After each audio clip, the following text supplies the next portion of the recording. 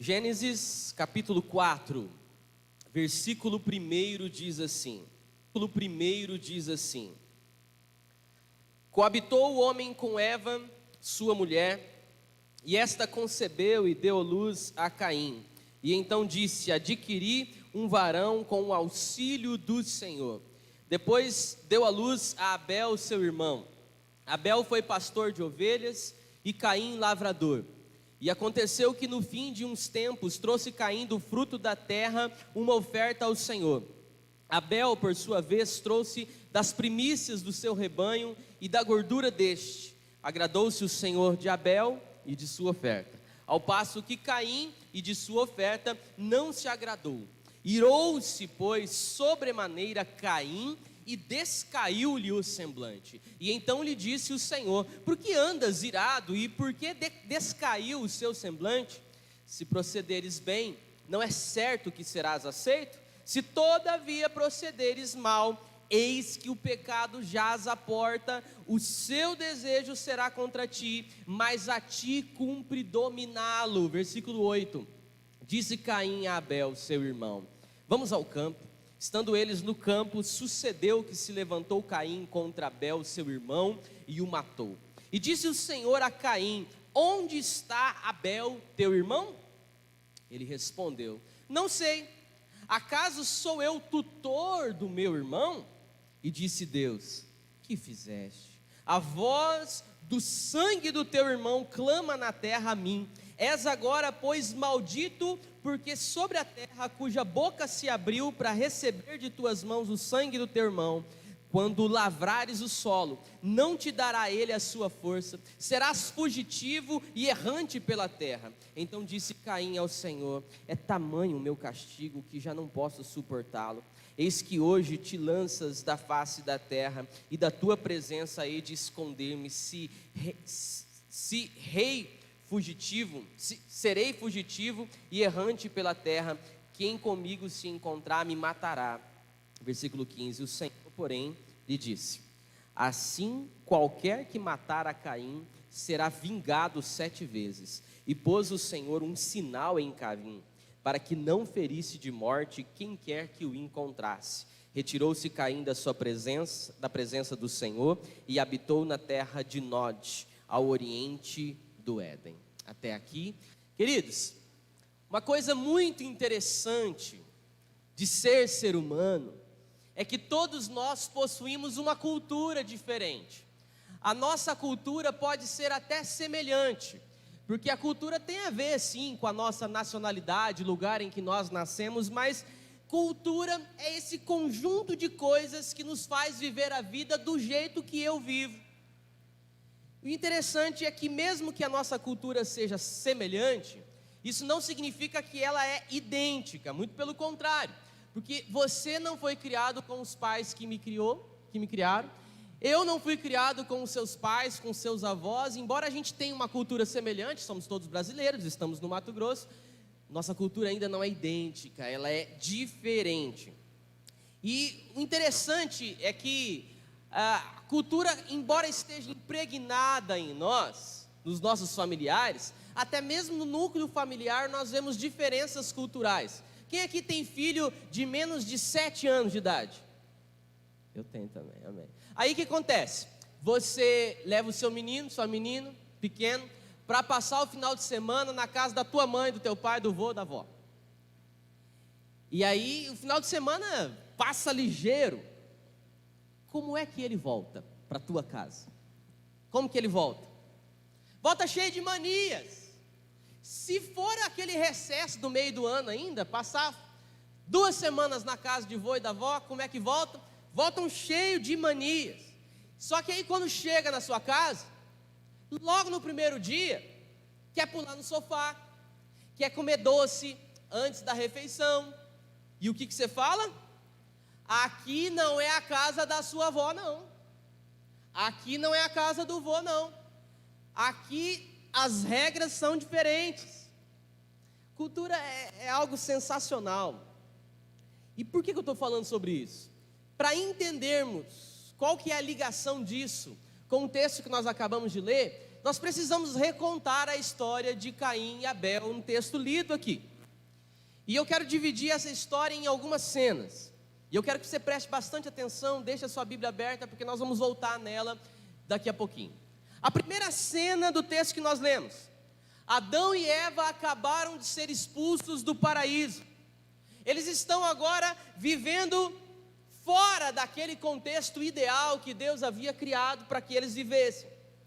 Agora, uma coisa é você nunca conhecer uma realidade favorável a você, outra coisa é você conhecer uma realidade completamente favorável e ter que agora viver fora dela.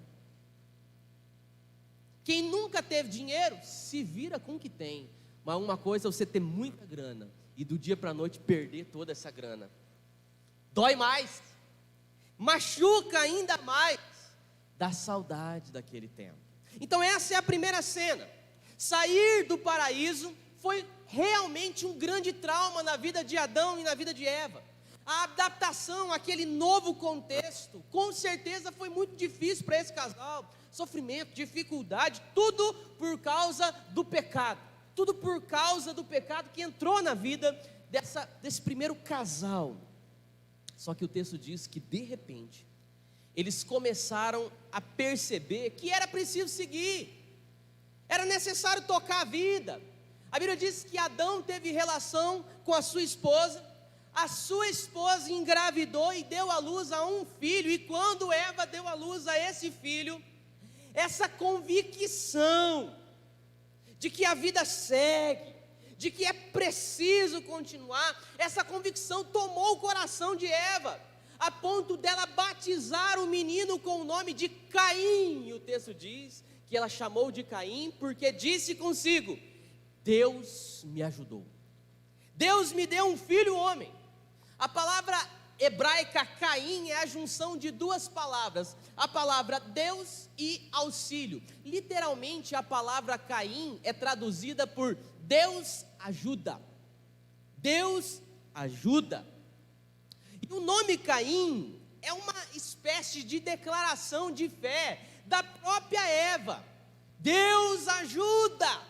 Ele não se esqueceu de nós, Adão. Ele nos expulsou do paraíso, sim, mas Ele permitiu que, mesmo vivendo nesse sofrimento, Ele permitiu que nós estejamos no deserto, mas mesmo assim Ele nos deu à luz a um filho, porque Ele nos ajuda, Adão. Ele nos deu um menino, e esse é o sinal de que Ele ainda investe na nossa vida, mesmo nós errando.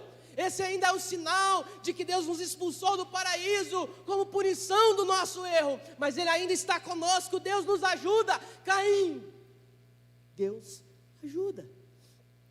Deus ajuda, irmãos. Deus ajuda. Nós não estamos sós. Adão, esse filho é um marco de que Deus ainda está conosco. Então vamos celebrar, vamos seguir. Mas a situação não é favorável. A situação de Adão e Eva é difícil. E eu sei que muitas vezes a dor toma conta do nosso coração. Quando a gente tem uma espécie de vitória no meio do sofrimento, a vitória funciona como uma espécie de oásis no meio do deserto. Só que se o deserto não passar, tem hora que esse oásis não basta. A gente continua no deserto mesmo com uma ou outra vitória, mas isso acaba nos desanimando. E eu imagino que, o texto não fala, mas eu imagino que isso deve ter acontecido com Adão e com Eva. Eles desanimaram. E o desânimo fica claro quando Eva engravida pela segunda vez e dá à luz ao seu segundo filho. Qual que é o nome do segundo filho de Eva? Muito bem. Ela põe o nome do segundo filho de Abel. A palavra Abel no hebraico é rebel. Rebel, que significa literalmente vazio. Vazio. Nada. Oco. Vazio. O primeiro filho, Deus me ajuda. Mas a vida continua e o segundo filho, vazio. O sentimento de Eva na gestação e no nascimento do primeiro filho é um sentimento de profunda confiança, mas o sentimento de Eva no segundo filho é nada. E lá nos primórdios da civilização, os nomes significavam expressar aquilo que você é e não aquilo que a criança é apenas. E quando Eva dá um nome tão frágil para o seu segundo filho, a própria Bíblia mostra o que representa o primeiro filho e o que representa o segundo filho na sequência dos versículos. Eva dá o nome do primeiro filho de Caim, porque ela diz: Deus me ajudou, eu tive um filho homem, Deus deu a luz a um filho homem, mas no segundo filho, Abel. E o interessante é que a Bíblia diz Abel, irmão dele, você pode prestar atenção no texto, versículo 2, depois deu a luz a Abel, seu irmão, ou na NVI, que talvez alguns usam aqui, irmão dele. Agora preste atenção aqui, o protagonismo de Caim é nítido. Caim é o protagonista da história, Abel é mero coadjuvante. Caim nasce e recebe uma afirmação de fé por parte da sua própria mãe. Abel nasce e recebe também uma afirmação: vazio. É uma afirmação vazia. Caim chega num ambiente de extrema fé, Abel num ambiente de extremo desânimo, pesar. Aí nós chegamos no verso 3, e aí começa a segunda cena, porque os meninos já estão adultos, eles já estão formados. Caim é a expressão de todo o início da criação, porque veja, a chegada de Caim, ela é vivida com muito empenho, e a Bíblia diz que Caim se torna agricultor. Agora, por que agricultor?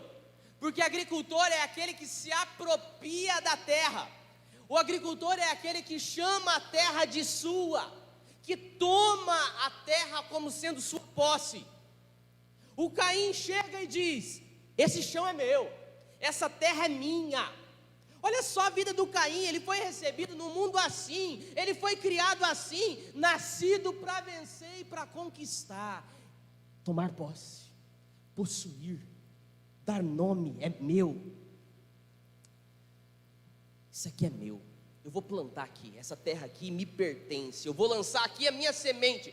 Caim se apropria da terra e se torna um agricultor. Mas o que o texto diz sobre Abel, irmãos? Olha aí o versículo 3. Abel que se vire. Abel que se vire. Por quê? Abel sempre foi acostumado em ser um mero coadjuvante da história. Desde que nasceu, ele é o irmão do Caim. E Abel se torna pastor de ovelhas. Pastor de ovelhas. Pastor de ovelhas é uma profissão que milênios depois em Israel continuou sendo uma profissão de segundo escalão. Sabe por quê? Porque a técnica do pastoreio naquela época e anos depois é algo chamado seminomadismo. Seminomadismo, ou seja, você tem que procurar pasto para o seu rebanho. Pastor de ovelha não cultiva pasto, ninguém planta capim, pelo menos naquela época. Ele precisa se deslocar com o seu rebanho de forma errante, procurando, vagando, pasto para o seu rebanho se alimentar. E ele não pode comer da lavoura de ninguém, não pode possuir a terra de ninguém. Então, o Abel, você tem que se virar. Abel, você vai atravessar o deserto, você vai para o outro lado das montanhas, se vira, nego. Esse rebanho é teu, acha algum lugar para dar de comer para o seu rebanho. Então Abel se vira e ele cresce aprendendo a ter que se virar. Abel está acostumado também com isso, em ser um mero coadjuvante da história. Ele se vira e vira pastor de ovelhas. Mas Caim foi criado para vencer. Caim foi criado para vencer. Um dia Caim chega para Eva e diz: mãe, por que Caim? Por que dentre todos os nomes? Já fez essa pergunta para seu pai? Eu lembro do dia que eu perguntei para o meu pai por que Rafael com FH. Papai, contei para alguns irmãos, por que Rafael com FH? Todo mundo escreve meu nome errado, a professora falou que se fosse em inglês era com PH. Mas em português é FA, por que você colocou um H? Papai, com toda a sua delicadeza do mundo, disse, é com FH porque eu quis que fosse. Se você não gosta, quando você crescer, você troca, mas por enquanto vai ser Rafael com FH. Um dia o Caim está lá sem fazer nada e pergunta, mamãe, por que você me deu o nome de Caim? Qual que é o significado do meu nome? A Eva olhou e disse, porque Deus me ajudou a ter você, meu filho. Você chegou como um presente de Deus para a nossa vida. Aí o Abel, que estava brincando ali do lado, falou, mamãe, e eu? Por que eu recebi o nome de Abel? O que significa Abel? Cala a boca, menino, para de ficar fazendo pergunta difícil. Vai brincar com teu irmão. Pergunta difícil. Abel está acostumado em ser sempre o coadjuvante da história. Caim está acostumado a ser sempre o rei do pedaço. Sempre o rei do pedaço. E ele se apropria do pedaço. E o irmão tem que correr atrás, buscando a vida. Caim e Abel, na verdade, são dois perfis, preste atenção. Caim é o perfil autoconfiante. Caim é soberbo, é ensimesmado, é aquele que chama tudo de seu, que não se nega a nada, que está convicto, que é sempre o centro das atenções e sempre vai continuar sendo. Abel também é um perfil. Abel é o perfil do acanhado, daquele que aceita aquilo que a vida lhe dá, que sai de cena com muita facilidade, que se sente sempre a vítima da história, vítima sua e vítima da história dos outros, não tem boca para reclamar de nada, sofre sozinho e calado o tempo todo. Esse é o perfil de Abel. Mas aí vem a terceira cena, está com a sua Bíblia aberta? O texto diz a partir do versículo 4, que ambos aparecem diante de Deus. Os dois, e eles fazem suas ofertas. Naquela época não tinha legislação de culto, afinal de contas o êxodo vem depois. Não tinha ordem de culto, não tinha ali o que se oferece de oferta a Deus, não.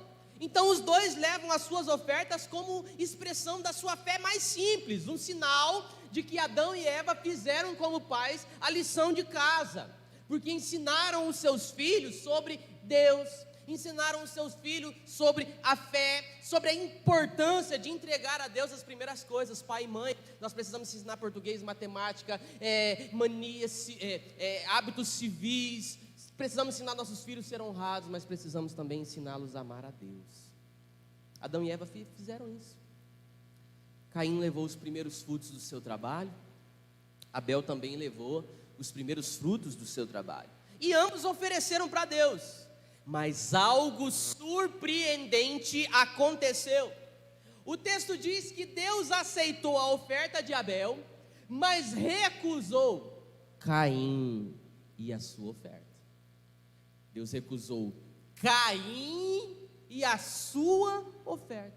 Algo inédito na vida daquele que nasceu para vencer. Caim nunca se sentiu assim.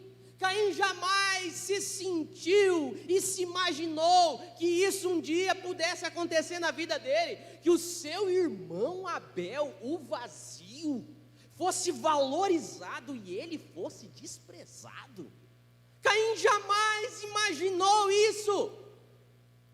A Bíblia diz que Deus recusou a Caim e a sua oferta e aceitou Abel e a sua oferta. Não é uma questão de oferta, é uma questão de pessoa. Amém ou não amém? Não é valor, é aqui, ó. E o texto diz que aquilo assusta profundamente Caim, porque jamais em toda a sua vida de vencer ele tinha experimentado aquilo. E o que ele fica? Como que ele fica? O texto diz que Caim fica furioso. Deus mostrou para Caim que tinha uma cultura forjada na forja da autoestima exagerada, de autoconfiança extremamente arrogante, que foi forjado na bigorna de uma centralidade individual. Deus ensinou que na presença dele é de outro jeito. É de outro jeito. Você pode ter a cultura que você tiver. Você pode ser do tipo que só pensa em si mesmo. Você pode ser daquele que faz tudo do seu próprio jeito, que ninguém manda em você, que não respeita ninguém, mas na presença de Deus é do jeito de Deus e não do seu. Você pode ser aquele maridão que envergonha a sua esposa, aquele marido que humilha a esposa, que trai simplesmente para fazê-la sofrer, para mostrar que não precisa dela, que sem ela você vai muito bem, obrigado. Trata dentro da sua casa como se ela fosse uma pessoa de segunda, de terceira, de quinta categoria. Mas maridão, na presença de Deus não é do teu jeito não, é do jeito dele. A mulher pode ser completamente mentirosa, criadora de intriga, fofoqueira, toma sempre as suas decisões baseadas na sua própria estima, no seu próprio egoísmo, não respeita ninguém, fala mal de todo mundo, mas diante da presença de Deus não é do teu jeito, é do jeito dele. Caim chega diante de Deus achando que o mundo era do seu jeito e o jeito era que Deus ia se moldar ao mundo dele. Mas quando ele chega diante de Deus, ele chega com essa sensação: jamais serei rejeitado. Caim, eu jamais serei rejeitado. Ele não conhece rejeição. Caim, é interessante que ele foi concebido fora do paraíso, ou seja, o Caim não conheceu o paraíso, mas o paraíso na vida de Caim era a própria vida dele. Ele nasceu num contexto forjado para ser favorável a ele, e aí ele aparece diante de Deus com absoluta certeza de que Deus vai aceitá-lo, porque todo mundo afinal de contas sempre o aceitou. Só que o Abel não. O Abel chega diante de Deus com aquela convicção que o acompanhou também durante a sua vida inteira: eu sou um mero coadjuvante, eu sou secundário, o que importa aqui não sou eu, o que importa aqui é eu entregar minha oferta a Deus. Então, Deus vai me aceitar se Ele quiser, se Ele não me aceitar, paciência, eu estou acostumado com isso. Mas sabe, Abel chega diante de Deus sabendo que Deus não tem obrigação nenhuma de aceitá-lo. E Caim aparece diante de Deus com orgulho, Abel com humildade. E a Bíblia deixa clara, desde as primeiras páginas da Bíblia até as últimas páginas da Bíblia, que Deus resiste aos soberbos, mas ao humilde concede a sua graça. Paulo falando sobre isso, ele diz que Deus escolheu as coisas loucas desse mundo para confundir as sábias. Deus escolheu os fracos para confundir os fortes. Deus escolheu os que nada são para reduzir a nada os que pensam que são alguma coisa. Isto é Deus, meus irmãos. Isso é Deus. Ele não aceita quem confia em si mesmo. Ele não aprova quem se baseia nos seus próprios méritos. Deus é assim. Deus rejeita Caim e a sua oferta, mas Deus aceita Abel e a sua oferta. Imagina a cara do Abel. Abel fica surpreso. Isso nunca aconteceu. Ouça o que Deus diz para o teu coração nessa noite: não importa o quão pequeno você se sinta, não importa o quão insignificante uma pessoa seja, há um lugar para essa pessoa na presença de Deus. Há um lugar para você na presença de Deus. Não importa quantas marcas negativas você carregue na sua história, há um espaço para você na presença de Deus. Só mais que se acha autossuficiente demais nunca encontrará lugar na presença de Deus. Por isso que a Bíblia diz que o rei Saul procurou lugar de arrependimento com lágrimas e não encontrou, porque Saul sempre foi cheio de si mesmo. Mas Jesus diz que se alguém quiser vir após mim, negue-se a si mesmo, tome a cada dia a sua cruz e siga-me. Esta é a chave. Deus recusa Caim e a sua oferta, e o que Caim fez? Ficou furioso, porque somente quem é arrogante, soberbo demais, fica furioso quando é contrariado. Caim ficou bicudo. Seu filho já fez bico para você? Você já fez bico para alguém? Eu já fiz bico, muitas vezes. Tem alguém mais corajoso que eu aí? Quem já fez bico aqui? Bico? Fez bico? Se você tem muita coragem, e é um homem de extrema fé, você vai com seu filho pequeno no supermercado. Mas você tem que estar muito assim com Deus. Porque você ir com um filho pequeno no mercado é pedir para morrer. Porque no mercado, a cultura, irmão Juliano, do mercado é diferente da nossa casa. Porque na nossa casa, aquilo que você não quer que o menino toque, você coloca onde? Em cima. Mas no mercado é o contrário. Aquilo que eles querem que os pequenos toquem, eles colocam embaixo, de fácil acesso. E aí o menino diz, eu quero esse aqui. Falo, não, mamãe já pegou aquele. Porque ele vai sempre no mais caro.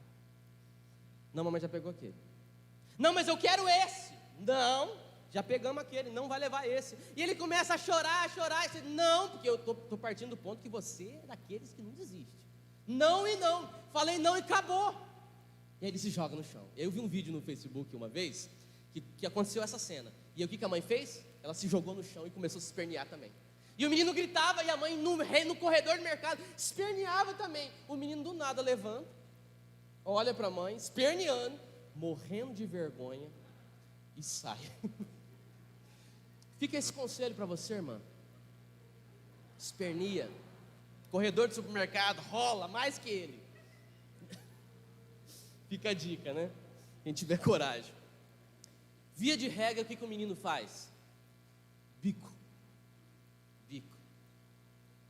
Porque o bico é uma maneira de demonstrar que está insatisfeito, de que está infeliz. O problema é que às vezes a gente fica adulto e a gente continua a fazer bico. Para quê? Para mostrar no nosso rosto que eu estou com o coração contrariado. É um jeito de deixar claro o meu desagrado. Eu faço bico. É um jeito de mostrar na minha cara. Eu quero que todos saibam que eu estou indignado, porque eu fui vítima de uma injustiça brutal. E por isso eu fico assim. O sujeito tem 50 anos e vem na igreja com um bico para dizer, eu não estou feliz. A esposa tem 59 anos, chega na igreja com um bico, para mostrar para todo mundo, está vendo? O quanto que eu sofro em casa, o quanto que a vida para mim é difícil, está vendo como que eu sou mal casada? Caim fez bico naquele momento, Caim fez bico. Mas aí vem a quarta cena, versículo 6, olha só o versículo 6, o Senhor chama Caim para uma conversa e pergunta, Caim, que bico é esse, rapaz? Por que é que você está tão bicudo? Funciona assim. É assim, Caim. Se você proceder bem, serás aceito. O problema não é você. O problema não é a sua oferta, melhor dizendo, o problema é você. Se você procederes bem, serás aceito. O problema é a sua atitude, Caim. Deus chama Caim para esse tete a tete e diz isso para ele, irmão. Você está aí, dá uma olhada no versículo 6. É isso. Teu problema, Caim, é que você confia demais em si mesmo. Você acha que é bom em si mesmo. Você acha que eu tenho que ir. Já aconteceu com você? Você tem que ir. Conhece gente assim que tem que ir? Essa é a nossa cultura. A nossa cultura. Gente que precisa entender que Deus não tem que ir nada. A gente acha que Deus tem que me abençoar, que Deus tem que fazer do meu jeito, que Deus tem que... Deus não tem nada, não tem nada aquilo outro. Isso tem a ver com a minha cultura e o modo com que eu vivo nesse mundo mimado. Não. Porque todo mundo tem que me atender, porque todo mundo tem que me ajudar, porque todo mundo tem que me valorizar, porque todo mundo tem que abrir a porta para mim, porque a minha vida é muito mais difícil que a vida de todo mundo tem que me valorizar. Não, Deus não tem que ir nada e ninguém tem que ir nada com ninguém. A vida não é assim, a vida real não é assim. Nós é que temos que, apesar das nossas dificuldades, apesar das nossas limitações, é nós que temos que. É nós que temos que abrir a alma e deixar Deus curar as nossas feridas. É nós que temos que deixar Deus mudar o nosso caráter e nos ensinar os princípios da sua palavra. É nós que temos que negar tudo e segui-lo. É nós. A nossa cultura diz o contrário. Deus diz: Caim, se você proceder bem, eu vou te aceitar, eu vou aceitar a tua oferta, mas se você proceder mal, o pecado já está ali para fora, o seu desejo, Caim, será contra você. Olha o versículo 6. Maridão, o seu desejo será contra você. Esposa, o seu desejo será contra você. Filho, seu desejo pode ser contra você. Deus sabe tudo o que você quer. Aquilo lá no fundo. Afirmar a si mesmo, fazer a sua própria vontade, que a vida seja do seu jeito, Deus sabe.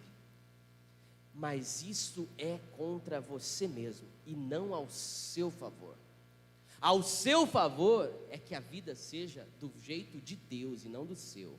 Porque o jeito de Deus é o melhor jeito para a minha vida e para a sua vida. Você crê amém ou não amém? Olha a vida de José, lá no Egito. A vida que Deus tinha para José era melhor do que a vida que José imaginava para si. Seu desejo será contra você, Caim. E Deus diz: e cumpre a você dominá-lo. Pense nisso, Caim, depois volta aqui com a sua oferta e eu aceitarei você e a sua oferta. Pense nisso. E aí chega o versículo 8, a quinta cena. Caim não leva a palavra de Deus a sério. Não leva, olha só o versículo 8.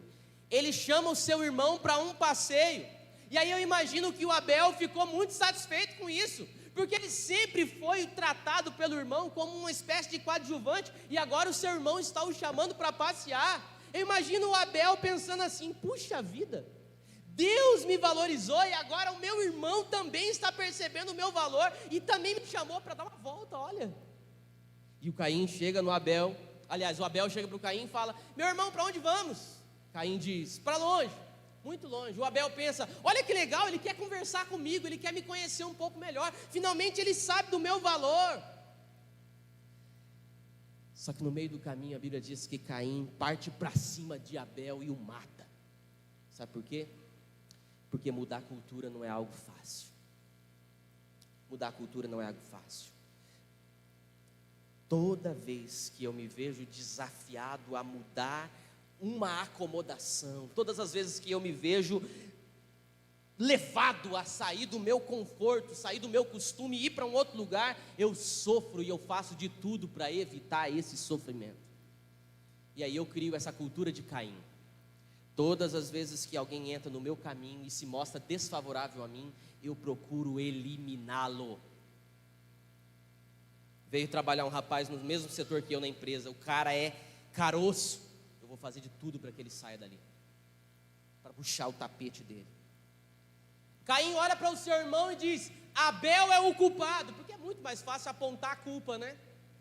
Abel é o culpado, tá vendo? Abel foi lá oferecer a oferta dele para Deus, Deus aceitou ele e a oferta dele, e daí achou que não precisava mais de mim e da minha oferta, por isso ele me rejeitou. Mas se Abel não existir mais, eu quero ver Deus não aceitar a minha oferta. Ó, a cabeça do Caim. Tipo eu e você, que acha que o outro, que está melhor do que a gente, é meu inimigo, é meu adversário. Então cabe a mim eliminá-lo, porque é muito mais fácil culpar os outros do que mudar. É mais fácil dizer: ah, mas você não conhece a minha esposa, pastor, você não convive com ela, você não sabe o que eu passo lá em casa. A mulher fala: você não conhece o traste do meu marido. Pode ser até que seja uma verdade, mas jogar a culpa nunca vai mudar absolutamente nada. A culpa é dele, a culpa é dela. Culpar os outros sempre é mais simples. Viver jogando a culpa no outro é sempre mais simples. E essa cultura de Caim a gente vive na prática. Muita gente vive na prática. Aí o meu marido é o meu problema, então eu vou abandonar o meu marido. Eu vou eliminá-lo da minha história. Você não mata ele a pedrada, mas você vira as costas para ele e nunca mais quer saber de nada. Ah, então o marido resolve abandonar a esposa, porque na cabeça dele, o mundo sem a esposa que dá trabalho para ele vai ser muito melhor. Ah, o filho, eu não vejo a hora de eu morar sozinho, de sair na casa dos meus pais, porque ele acha que o pai e a mãe que lhe impõe limite, que lhe diz não, é uma pedra de tropeço. Feliz é você quando conseguir eliminar o meu pai e a minha mãe da minha história, ou do volante da minha história, e quando eu for morar sozinho, aí sim eu vou ser feliz. Cultura de Caim, que acha que abandonar aquilo que se levanta como uma barreira, eliminar o meu inimigo, é sempre o caminho mais fácil. E aí a gente vive se livrando de tudo, de todos pelo caminho, mas o mundo insiste em não melhorar, continua ruim. Porque Caim matou Abel, o mundo dele ficou ainda pior. Tem gente que prefere perder absolutamente tudo do que mudar. Igual Jonas. Jonas preferiu ser jogado no mar pelos marinheiros do navio. Jonas preferiu ser morto pelas ondas do mar do que ir finalmente para Nínive pregar como Deus mandou ele ir pregar. Até quando nós vamos estar dispostos a perder tudo? Perder família, perder relacionamentos, perder amigos, perder trabalho, perder ministério, perder comunhão com Deus e não mudar. Não mudar.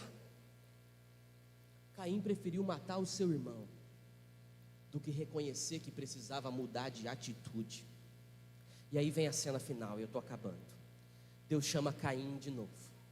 Só que agora não é mais para encorajar a Caim, não é para aconselhar a Caim, não é para confortar a Caim, mas é para pedir as contas, prestar contas. Caim, onde é que está teu irmão? Deus diz para ele. Onde é que está teu irmão? E a resposta de Caim é assustadora. Está com a sua Bíblia aberta aí? Dá uma olhada na resposta que esse caba fez.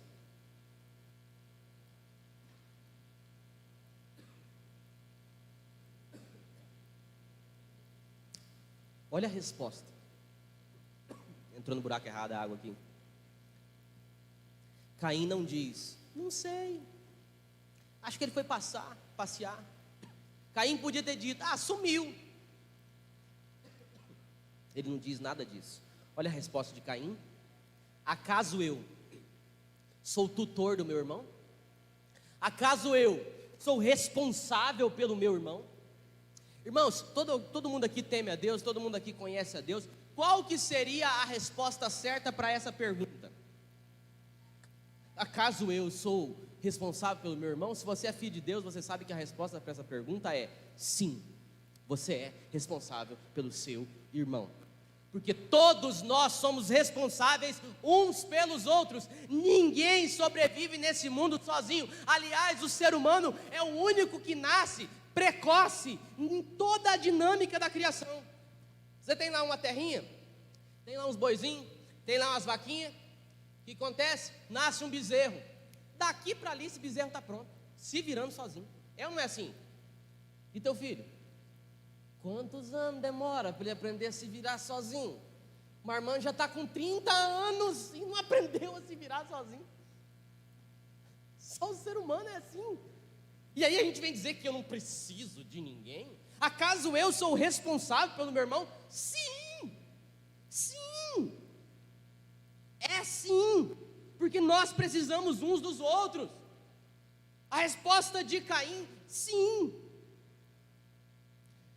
Quando eu só olhar para mim, a minha resposta vai ser sempre satisfazer a minha vontade. Então eu sou preocupado comigo mesmo, eu cuido de mim. Mas por que fulano não lidera o grupo de jovens, para ajudar os jovens a levar eles para um caminho melhor? Não, porque eu já tenho muita coisa para fazer, eu mesmo não dou conta dos meus conflitos. Por que você não cria um grupo de estudo para ensinar a palavra para outras pessoas? Porque eu já tenho que cuidar da minha vida, é muitas coisas. Por que você não visita o irmão que há tanto tempo está sumido? Eu não tenho tempo para isso não, se o irmão quiser vir, ele vem, se não quiser, ele não vem. A grande dificuldade da igreja nos dias de hoje é encontrar gente disposta para servir. É uma dificuldade. Uma dificuldade. Porque ninguém tem tempo, ninguém quer se dispor. O que eu quero é o que eu quero. E o que eu quero fica muito claro. porque eu quero que a igreja seja assim, eu quero que o pastor seja assim, que me visite tantos dias por semana, eu quero que o grupo de louvor seja assim, eu quero que o meu pai seja assim, que a minha mãe me trate assim, eu quero que o meu filho seja assim, que o meu patrão me reconheça dessa maneira, eu quero assim, aquilo, outro. Claro que eu sei o que eu quero, mas a pergunta é: e o que Deus quer de mim? E o que Deus espera de mim? Será que isso também está claro para mim? O que Deus quer de mim? Acaso sou eu responsável pelo meu irmão? Claro que é. Jesus mesmo diz: eu não vim para ser servido, mas eu vim para servir. Eu dei o exemplo e espero que vocês façam o mesmo. Mas quem busca os seus próprios interesses e os seus próprios desejos não pode servir, porque quando eu sirvo, eu abro mão de mim. Quando eu sirvo alguém, eu abro mão daquele tempo para mim, para depositar no outro.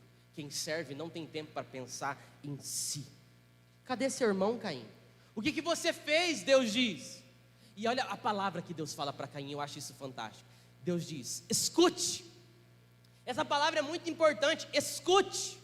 Porque o arrogante, ele não ouve ninguém, ele não escuta ninguém, ele escuta apenas o seu próprio coração dizendo o que ele quer e o que é importante para ele. O arrogante não ouve a esposa, não ouve os filhos, não ouve o esposo, não ouve o pastor, não ouve o amigo, não ouve ninguém, só ouve a si mesmo. Escute, Caim, escute. Você achou que eliminando Abel a sua vida seria boa, pois o sangue de Abel está gritando na terra, e o que você achou que ia varrer para debaixo do tapete, está saindo feito vivo morto. A palavra que Deus diz para Caim. Irmãos, a gente não resolve nada eliminando, a gente resolve as coisas assumindo, elaborando, transformando em motivação para servir a Deus e servir as pessoas. Aí as coisas mudam. Você não elimina nenhum problema tentando esquecer um trauma. Qualquer psicólogo aí sabe disso. Não é esquecer um trauma. Você só vai parar de sofrer com um trauma quando elabora, quando assume como sendo seu, pertencente a você, e entende que Deus permitiu que você passasse por isso para servi-lo de um jeito único e todo especial que só você pode. Só assim. Tentar matar Abel não resolve nada, porque Abel continua gritando debaixo da terra. E aí Deus diz para Caim: Caim, por que você fez isso? E porque você fez isso, a terra agora virou a sua inimiga. Você que aprendeu e cresceu e venceu, tirando da terra tudo o que você de muito orgulho, sabe, ostenta. Agora a terra vai virar as costas para você, Caim. Agora a terra vai se tornar de mal de você, Caim. Agora a terra não será mais sua. E essa dor todo orgulhoso tem. A dor de achar que tudo e todos giram em torno dele. Mas qual é a surpresa quando ele descobre que o mundo não gira em torno dele e mesmo assim o mundo vai muito bem, obrigado. Quando eu quero morrer, eu quero ver o que vai virar nessa casa. Alguém já ouviu isso? Quando eu não estiver mais aqui, isso aqui vai virar um chiqueiro. Vocês vão comer no chão. Quando eu faltar, quando eu parar de pôr dinheiro nessa casa, eu quero ver o que vocês vão acontecer. Eu quero ver. Eu queria voltar na outra vida para assistir de camarote o que vocês vão virar sem mim aqui. E eu já conheci famílias, isso não é regra, mas eu já conheci famílias que essa pessoa morre e a família melhora. O que era preguiçoso começa a trabalhar. Quem nunca fazia nada direito, agora faz tudo certo. Deu uma guinada. Sabe, Deus tem um papel para você e para a sua família, mas você não é fundamental. Preste atenção. Deus tem um papel para você e para a sua família, mas você não é fundamental. Quem é fundamental na sua casa é o Senhor. Por mais que você torça o nariz e não assuma isso, quem é fundamental na sua casa é o Senhor, porque é Ele quem cuida. O salmista diz: se o Senhor não edificar em casa, em vão trabalha as que edificam. Se o Senhor não guardar a cidade, em vão vigia a sentinela. Inútil será levantar cedo e dormir tarde, comer o pão penoso, e Ele dá aos seus amados enquanto eles até dormem.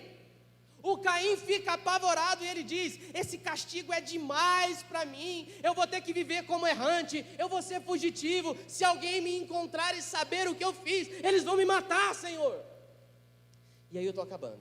Quando Caim diz isso, a história ganha um novo colorido, todo especial, porque olha o que Deus diz para Caim no final do texto. Deus diz para Caim: não, Caim, não será assim, porque eu não vou deixar, eu vou marcar você, todos vão encontrar você, vão ver essa marca que eu coloquei em você, e vão saber que você pertence a mim, eu vou marcar você. Eu não sei, não me pergunte, não manda pergunta amanhã no WhatsApp perguntando: que marca é essa, pastor? Eu não sei. Porque a Bíblia não diz, e a Bíblia não está interessada em dizer que marca essa. Eu, esse pobre coitado que vos fala, imagina que essa é uma marca visível, porque Deus diz que todos te verão e saberão que você me pertence. Então a gente vê o quê? Eu vejo o que é visível. Então eu imagino que é uma marca física, visível, externamente. Bateu o olho, vou ver. E eu gosto, não estou falando o que é, tá? Eu gosto de imaginar essa marca semelhante à marca que os antigos marcavam os animais. Por quê? Por que se marca o gado? Para dizer: esse boi tem dono, esse animal me pertence, tem alguém que pagou por ele. Você dá o caderno para seu filho, para sua filha, no primeiro dia de aula, o que ele faz? Abre o caderno e escreve o nome, para se caso perder, esse caderno pertence ao fulano de tal. Deus diz a Caim: Caim, eu vou marcar você, eu vou fazer algo, para que todos, quando te encontrem, saibam que você me pertence. Isso, por um lado, Caim, vai ser ruim para você, vai ser constrangedor, porque você a vida inteira aprendeu a confiar apenas em si mesmo e achava que você pertencia a você mesmo. Então isso vai te constranger. Mas por outro lado, Caim, isso vai ser uma bênção, porque ninguém vai encostar o dedo em você, pois saberá que você me pertence. Enquanto você viveu a sua vida achando que podia se aproveitar de tudo, você terminou sozinho e sem nada. Mas Caim, agora eu quero ensinar a você a viver uma vida em que você saiba que é propriedade minha, e eu vou cuidar de você, Caim. Olha a palavra de Deus para o Caim. E aí o nome de Caim volta de novo à cena, porque agora ele está aprendendo o que a sua mãe tentou dizer para ele no seu nascimento: Deus ajuda, e a sua vida vai continuar, Caim. Deus ajuda, e a vida segue. O texto começa com a mulher dizendo: Deus ajuda, e a vida continua. E o texto agora diz que Deus está dizendo para Caim: eu te ajudo, e a sua vida continua, Caim. Irmãos, não importa a sua história, não importa a sua biografia, não importam as cicatrizes e as tristezas que você acumulou em toda a sua vida, não importa quantos erros você cometeu, não importa quantos traumas você tem cravado no teu peito, não importa. O que importa é que você é propriedade de Deus. O que importa é que Deus ajuda e a vida continua. O que importa é que amanhã é um novo dia, e no amanhã as misericórdias do Senhor serão renovadas. Deus faz novas coisas todos os dias, e você está marcado como propriedade de Deus. É isso que importa. Você e eu somos marcados por um sangue que não é nosso. O sangue de Jesus que pingou do alto daquela cruz, é Ele que nos marca.